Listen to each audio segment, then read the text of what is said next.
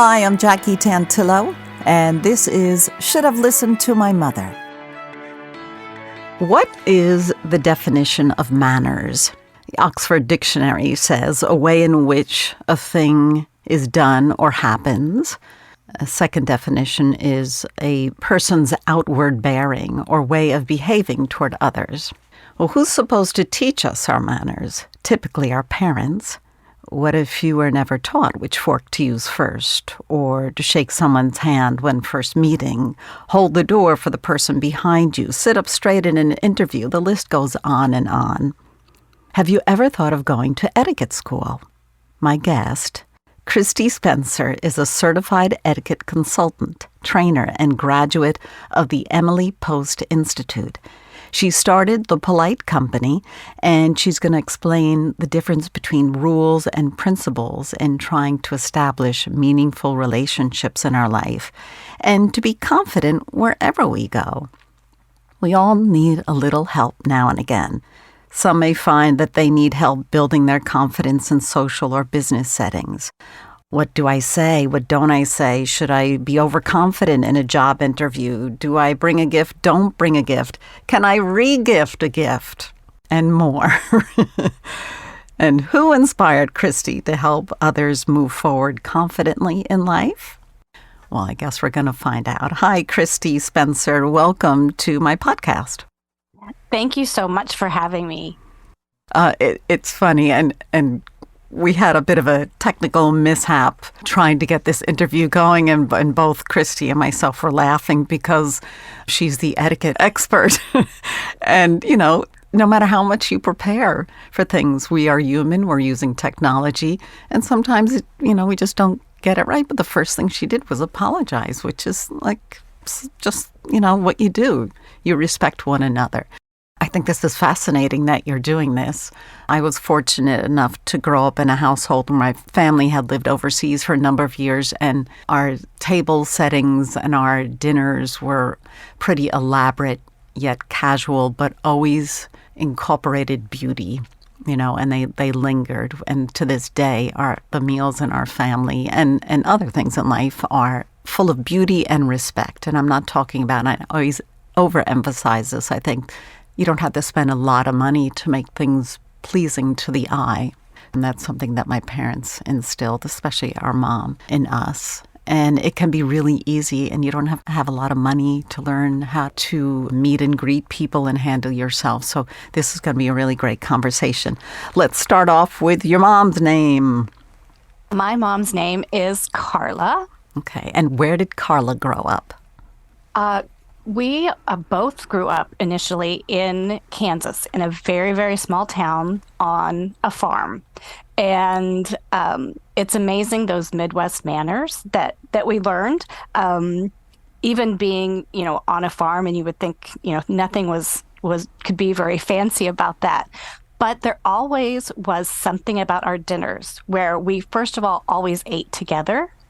We always had a napkin in our lap. We always used the right utensils. There were no TVs on, and of course no cell phones back then, but we always connected at dinner time as a family.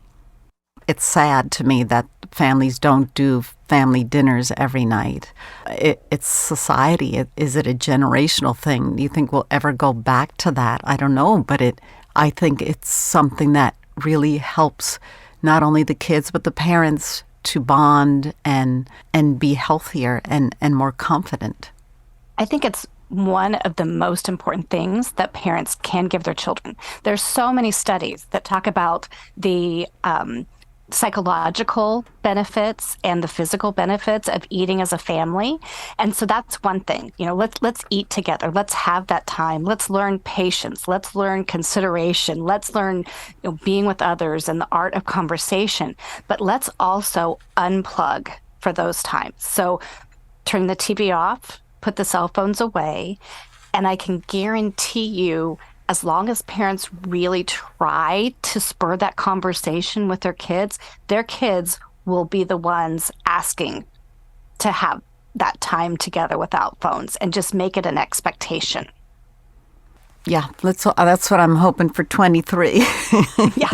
2023, let's bring the family back together, and those dinners and just disconnecting from everything outside of what's happening right there at that dinner table. That would be fantastic. So tell us first, Emily Post, she wrote her first book in 1922.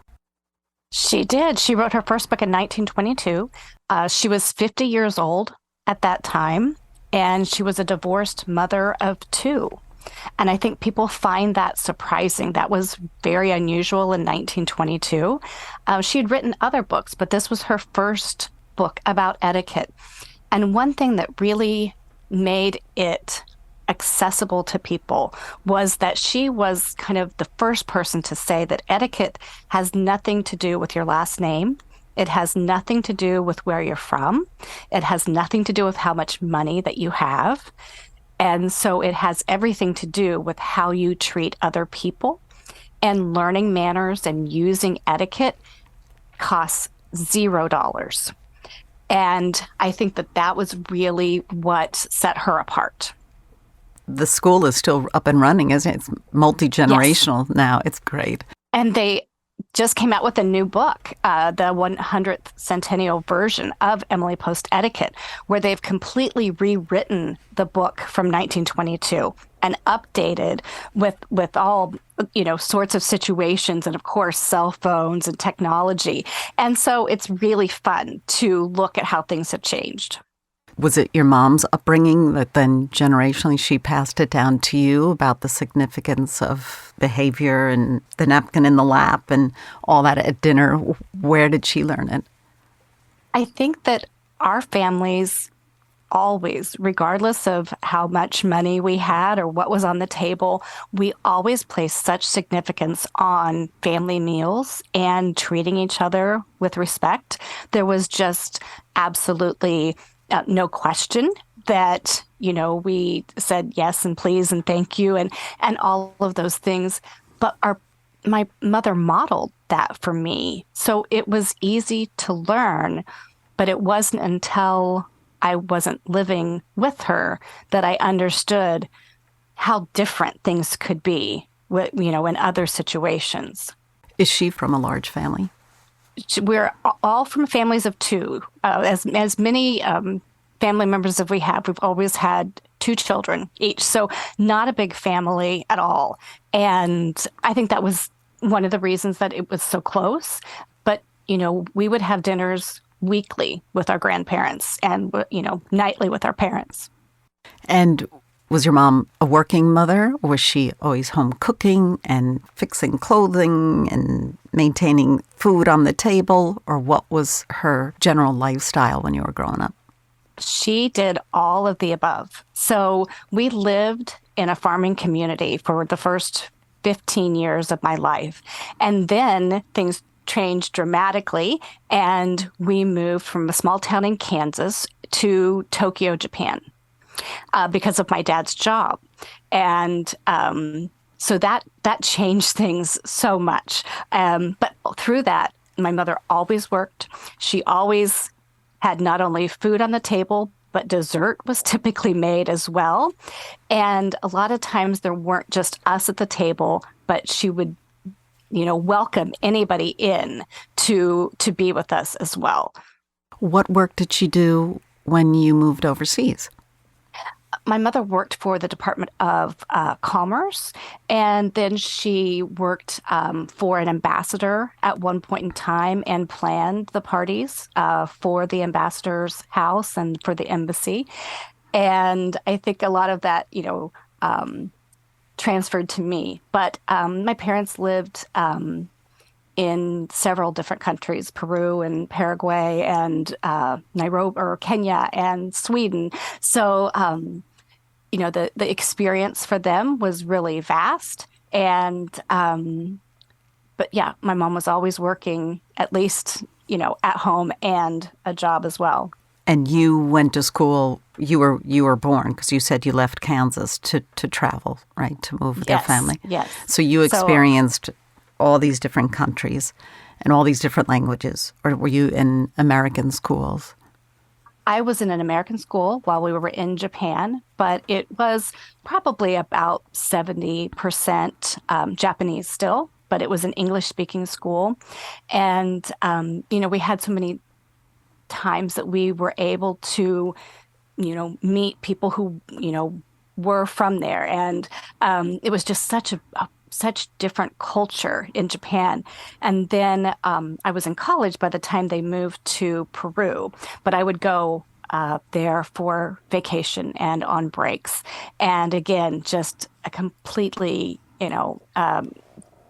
different experience than we had in Japan or in America. Do you embrace this experience, this background? Because some people, if their family was in the military, they're like, "Oh my God, I moved every minute. Had no friends." Did you embrace this, or was it hard for you as a kid? I think initially it was difficult because you go to a country and you immediately look at things that are different that you're not used to, and they don't seem right, and you don't appreciate it. But then, a few years into it, you start looking and you're saying, well, you know what, this is different than we have in America. But actually, it might be a little bit better system of X, Y, or Z. And so you really did have to have, learn that appreciation for it. But I am more appreciative now than I was as a teenager who was having to uproot. But so thankful for that experience and being able to experience other cultures. I don't think many people, in my community in Kansas probably got that opportunity. Absolutely. Wow, it's great. And I think, as a young teen or a child, it is difficult. I mean, I can't even imagine going to Japan, not speaking the language and not even be able to read anything. And it can be overwhelming, but it's so exciting, at least on paper. But, there's challenges everywhere, right? Yeah. It was absolutely exciting and sometimes scary and, definitely educational. And, I've hoped that I've been able to bring a little bit of that to my own motherhood experience and trying to educate my boys about different cultures and different people and, having that respect that we need to have for others. You mentioned your mom is your inspiration. You said when you wrote to me, she always knows what to say when meeting somebody or what to bring when visiting somebody. Tell us a little bit more about her personality, if you don't mind. So, what I appreciate about my mom is when we would have people over, we'd be entertaining. It would look like she just kind of waved a magic wand and the table was set and the food was perfect. And I feel like when I'm doing it, it could be I'm, setting fires and trying to put them out with guests there. I really wish I had the composure and the grace that she does to make everything not only be perfect, but look perfect and look easy as well.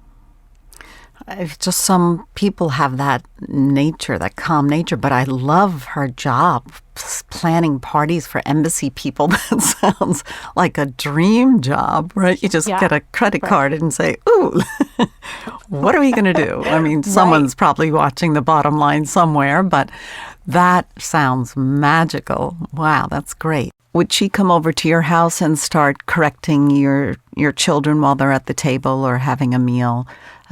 Or would she only specifically do it at her house? I'm sure she did it very well. However, she was instilling some sort of lesson. But is that your domain or her domain?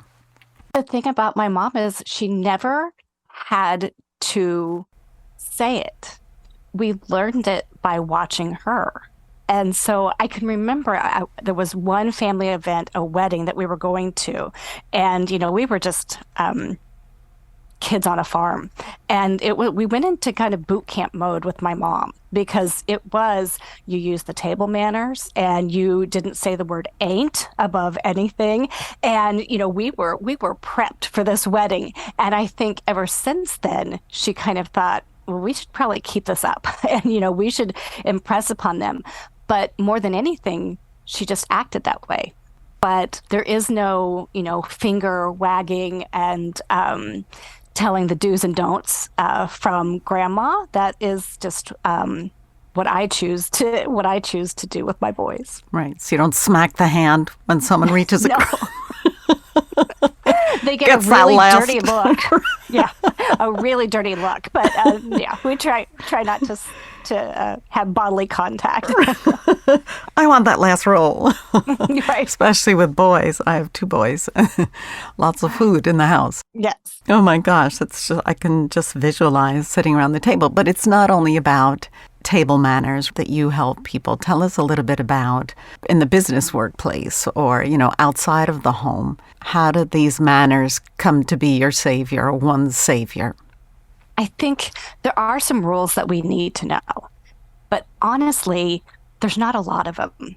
And when you come down to anything and you don't know what the right thing to do is, you forget about the rule and you think about, how can I build this relationship? How can I fix whatever wrong or figure out what to do? But I'm going to build a relationship, whether that's having difficult conversations with people or learning how we're going to express gratitude for other people and in a business and treat customers. All of this comes back to really understanding how we affect a situation and how we can positively affect a situation if we choose a path that we are focusing on our relationships with people. I assume your mom is still with us because you've referred Yes. to... Okay, so you're very lucky. That's so nice. Give her a hug from me. Yeah. Do you ever call your mom for advice today still about etiquette things or social issues? Yes, especially. I think that she's my safe haven because I think the expectation is that I know it at this point. And so... Does she say something now? Kristi, what have I taught you all these years? Exactly. But I'm also so lucky because I lived apart from my parents for decades, and they were on another continent. And this again was before cell phones. We didn't have that contact. I mean, you really had to plan out your contact. And now my parents live 30 seconds away from me, so they have moved to not only the United States, but they moved from their hometown in Kansas so that they could be closer to me. And so not only are there lots of calls, there's lots of just dropping by and having wine on the porch. Oh, and that's great. Yapping. And yeah, it's nice when your mom can turn into your best friend. Yeah. And that's what I have. Well, you're very, very lucky because not everybody does have that. And then how do you learn, say you're not best friends with your mom, how do you approach that topic? Like, it's just showing up out of the blue, dropping by. But if you need your privacy or you are, involved with your, how do you handle that topic? I think that, we do draw boundaries. We knock before going into each other's houses. But I think that, we all have to draw those boundaries occasionally. And that's a healthy thing to do. And I think that if you can have polite and direct conversations with other people, I think too often we think we have to go on the defensive or we're going to be met with, so much friction that I think people just give it a chance, just give civility a chance and give an open, honest conversation a chance. And I think that we jump to the extreme so quickly. Right. So could you say something like, "Oh gosh, could you just text me next time before you're coming over?" Or, right. or give me a call and like you said, I think we get like our back up against the wall. All of a sudden we get so overwhelmed or flabbergasted maybe by some people's behavior that we may lunge instead of gently mentioning what our preferences are. Right. I think that sometimes we, think being polite means being a yes person or a doormat. And it doesn't really mean that. It just means being able to express yourself politely and not causing offense when you do have to deal with a situation. That's a great point. Too often Many people in this world are too nice. We feel that we always have to be open and accepting of everything, regardless of what's best for both parties. Yes, and it is drawing those boundaries. I particularly like teaching women etiquette because I think that learning how to say no politely and declining invitations and really what it takes to make a great first impression. Those are all such important things that especially women, I think, need to focus on. Do you recall a recent time you reached out to your mom for help? Do you recall some advice that she gave you? Oh, it happens so often. But, I will, if we're having a discussion about another family member and, I'll say, well, have you talked to them about this issue? She inevitably has. She knows everything. She has all the inside information of what everyone is thinking. And she has this ability to really see things from both sides, but she can also be not offering her opinion as quickly as you might want to. And that's one thing as a mother I want to do because I'm often, it's in my mind and it's out of my mouth before I think about it. And I think that the way that she reasons and she thinks about things and she's selective and not everyone has to know every single thing about everyone else. I appreciate that about her. That's actually a great tip. Well, it's honoring the other party's confidence, right? I mean, I'm the youngest of 7 kids, 6 girls and 1 boy. So the amount of time that we spend on the phone together, and sometimes, we probably share things that could have been, said in confidence and all that, and then it can get really complicated. But it's always with good intention, Right. And that's family, though, And I think that if anyone's going to give you, some latitude and some grace, hopefully it is our family that is providing that for us. And honest feedback, I think, is the most important. Instead of letting you just continue down a road that isn't not only practical, ethical, it's just not the best direction to go in or how to handle yourself. Yeah, we all need that, person on our shoulder who's telling us the right things to do. Oh my gosh, Carla, your mom sounds wonderful. Really grounded. She is. She sounds very grounded. Yes. Well, I guess you have to be satisfied with your life. If you are satisfied and happy with your life and who you are, and not erratic and emotional, and there's something to be said for all of that.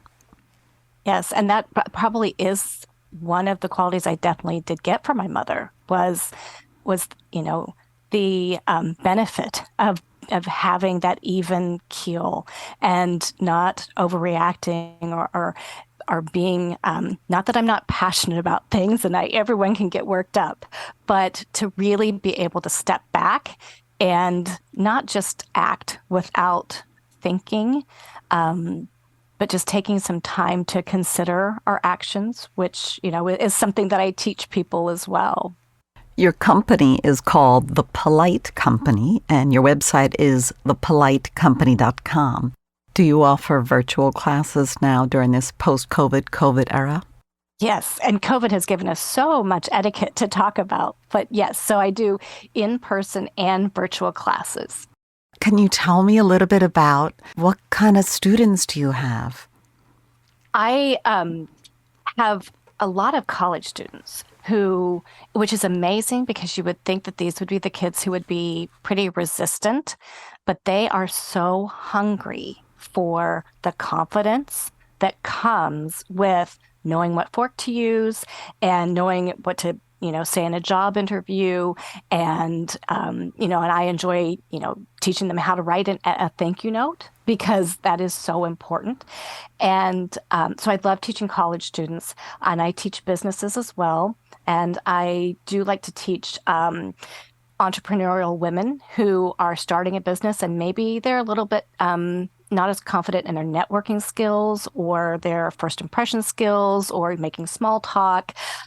So all those kinds of things. I think, as far as an ideal client, it's somebody who's willing to learn and to understand that etiquette really kind of be transformational. And I see the world differently now than I saw it before I decided to do this for a living. In a good light or a bad light? In a good light.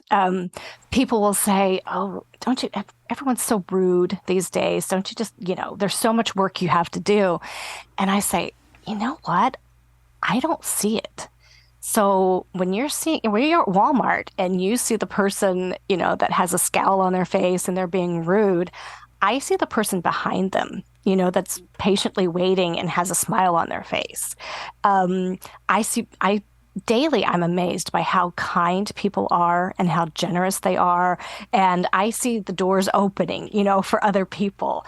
And I was a journalist for 25 years. We did not concentrate on the positive things in life. And I got to a point where I knew I had to do that. I had to make a change. And I could not continue to dwell in television news, and so I had to change, and it's been just the change was definitely life-changing. That's so great because it's towards something positive, and you're helping others. I love the fact that these college kids are looking for this advice and help. They obviously think it will help them. The fact that in movies they often show the boyfriend coming over to meet the parents for the first time or sitting down in the restaurant for the first time and they don't know what fork to use. And it has been celebrities and athletes. They'll talk about going to dinner at the White House and they don't know what fork to use first, Or they're serving McDonald's hamburgers. What it can, and again, it's not just at a meal, right? There's so many times when just that little knowledge could help and could go in such a long way, Yeah, and a lot of these students are first generation college students or minority students, and I just feel so lucky to even be part of their journey in some way. And I say, when you get that job interview, you better be texting me and asking me any questions that you have. And I love it when they reach back out, through social media or something, and they share a question or they have a concern or they wanted to know a little bit more about what I said. And that's just, I guess that's part of being a mother, Absolutely. I wanna a mother help. for so many. Yeah. That's great. Yeah. Once you use the word etiquette, not socioeconomically, regionally, generationally, not everybody can go or think they can't go to an etiquette school, right? It's out of my reach. How am I going to do that? So I love that you are able to help others. That's pretty great. Yeah, it's kind of a dream come true for me. So, yeah, I was going to say, like being a kindergarten teacher where you're the first one that really makes an impact in their life, but you might just be up there with another one of their great teachers or their only great teacher. Yeah, and I've had women my age say, I can't believe I waited until I was, 50 years old to go to my first etiquette class, which is kind of why I feel a kinship with Emily Post too. Is because, here we are at 50, decided to change things and do something different. And life wasn't always perfect, but it was always good. And now just trying to make it a little bit easier for others. And we're never too old to learn new tricks, as they say. Right. and it, really, it just can. I don't remember having a passion for journalism, for a long time. Like I have a passion for this. So that's pretty great. Oh, you're so lucky. Kristi Spencer, it's an absolute pleasure to talk about this. And it's really so great because you can help so many people. Just those little tweaks, right, in life can set somebody on a great trajectory. And that's what I love. Yes, I love doing it. Thank you. Kristi Spencer. And we will be back next week with another episode of Should Have Listened to My Mother.